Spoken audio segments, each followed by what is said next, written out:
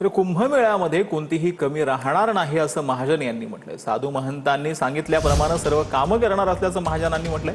काहीच काम होत नाही असं बोलणं अयोग्य असल्याचं गिरीश महाजन यांनी म्हटलंय। कोणी तक्रार केली असेल तर चौकशी करणार असं महाजन यांनी म्हटलं।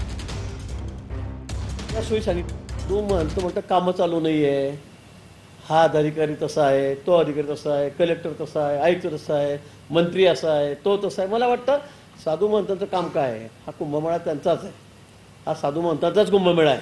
त्यांनी ज्या ज्या सोयी सांगितल्या त्या करण्याची जबाबदारी आमची आहे। तेही कमी त्या ठिकाणी राहणार नाही, सुद्धा सगळ्या सुविधा आम्ही त्या ठिकाणी पुरवणार आहोत, सोयी पुरवणार आहोत।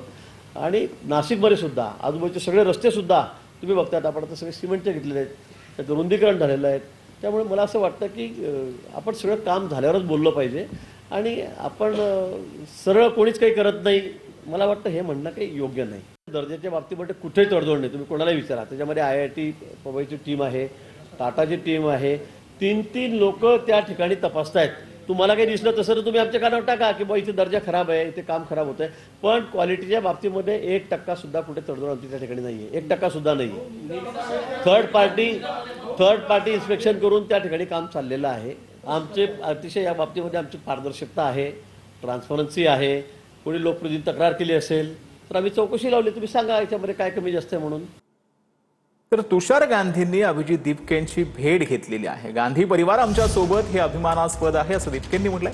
महात्मा गांधींच्या विचारावरच आम्ही आंदोलन केले असं दिपकेंनी म्हटलं। ज्यांनी गांधींना मारलं ते लोक गांधींच्या विचारही मारण्याचा प्रयत्न करतायत असं दिपकेंनी म्हटलं। ज्या महात्मा गांधींचा फोटो लावून आम्ही आंदोलन केलं, ज्यांच्या विचारावर आम्ही हे आंदोलन केलं, आज त्यांचा परिवार आमच्या सोबत आहे। याच्यापेक्षा मोठी अभिमानाची बात आमच्यासाठी तर काहीच नाही आहे। आणि आमच्यासाठी आमच्या देशभक्तीचं सगळ्यात मोठं सर्टिफिकेट आज इथे। ज्या लोकांनी गांधींना मारलं ते लोक काही वर्षांपासून गांधींचा विचारही मारायला बघत होते आपल्या देशात। गांधींना मारून त्यांचं मन नाही भरलं, त्यांचा विचारही त्यांना संपवायचा होता। पण या आंदोलनातून आम्ही सांगून दिले की गांधींचे विचार कधी मरणार नाही, महात्मा गांधी कधी मरणार नाहीत। जोपर्यंत हा देश आहे, हे संविधान आहे, हा देश गांधींच्याच रस्त्यावर चालेल। राहुल गांधींच्या 22 ऑगस्टला पुण्यामध्ये 25,000 विद्यार्थ्यांशी संवाद पार पडणार आहे। SSPMS मैदानामध्ये होणाऱ्या छात्रों की गूंज या कार्यक्रमाला हजेरी ते लावणार आहेत। पुण्याच्या डेक्कनमध्ये काँग्रेस कार्यकर्त्यांकडून राहुल गांधींच्या पोस्टर लॉन्चिंग जे आहे ते करण्यात आलेलं आहे।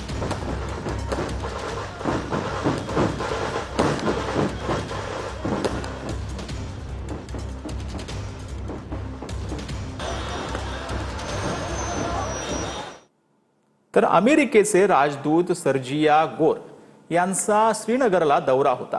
सर्जिया गोर यांची श्रीनगरमध्ये उमर अब्दुल्लांशी चर्चा झाली। जम्मू काश्मीर भारताचा महत्त्वाचा भाग असल्याचं सर्जिया गोर यांनी म्हटलं।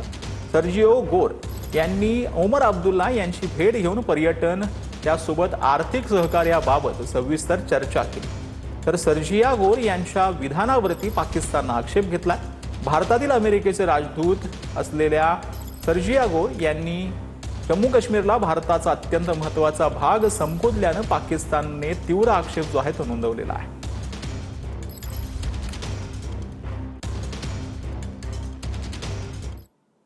तर जुन्नरमध्ये अल्पवयीन मुलीवर अत्याचार करून तिची हत्या केल्याची धक्कादायक घटना घडली आहे। घटनेनंतर पोलिसांकडून घटनास्थळी पाहणी करण्यात आली। हत्येसाठी कोणतं हत्यार वापरलं याचा शोध सुरू आहे। प्रकरणातील पुरावे संकलित करण्याचं काम सुरू आहे। जुन्नर तालुक्यातील पिंपळवाडी येथे एक घटना घडली। 10 वर्षीय चिमुकलीवरती अत्याचार केल्याची घटना उघड झाल्यानंतर आरोपीला सध्या अटक केलेली आहे। मात्र या परिसरामध्ये पाहतो की सध्या पोलीस आहेत, पोलिसांचा जो तपास आहे तो सुरू असल्याचे चित्र एकंदरीत पाहायला मिळत आहे। कारण की या ठिकाणी तो नराधम आरोपी का घेऊन आला, कसा घेऊन आला, त्यासोबत त्यांनी हत्या करताना कोणत्या प्रकारची अवजार कोणत्या वस्तू वापरल्यात का याचा शोध सध्या पोलीस घेताना आपल्याला पाहायला मिळते। आपल्यासोबत पोलीस आहेत, नक्की कशा प्रकारे सध्या शोध सुरू आहे? सध्या म्हणजे त्याचं ह्या बाजूला काही पुरावे वगैरे मिळतात का त्या बाबतीत जरा शोध चालू आहे।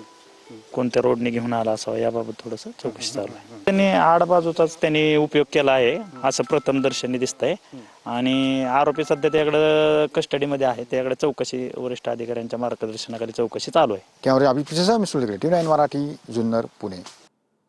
तर जुन्नरमध्ये अल्पवयीन मुलीवर अत्याचार आणि हत्या आरोपीला कोठडी देण्यात आली। नराधम साहिल खैरला 13 दिवसांची पोलीस कोठडी देण्यात आली। पुणे ग्रामीण पोलीस पुढच्या सुनावणीला चार्जशीटसह नराधमाला न्यायालयात हजर करण्याच्या तयारीत असल्याची माहिती मिळते. जुन्नरमध्ये अल्पवयीन मुलीवर अत्याचार करून तिची हत्या करण्यात आली.